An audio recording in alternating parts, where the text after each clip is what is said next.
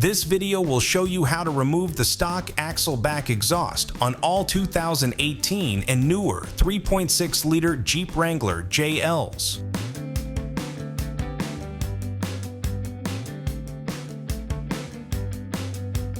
So removing a JL muffler, this is going to be pretty simple. It's held on with two rubber hanger isolators, one on either side of the muffler, and there's another one over there by the tailpipe, so two in total, and then a 15mm clamp up here on the over axle pipe, which we're going to loosen up second. First thing we're going to do is pop the hangers out of their isolators. Here's how I like to do it. If you just grab a pry bar and get that situated underneath the Jeep, go ahead and push to the side here. That's going to pop off just like so. Same thing goes on the other side.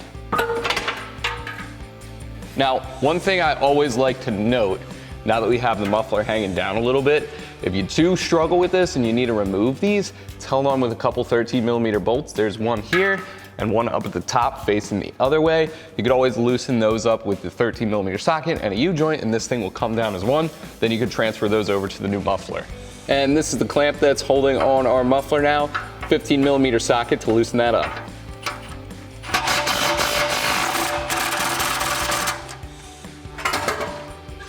Thanks for watching, and remember, for all things Jeep, keep it right here at ExtremeTerrain.com.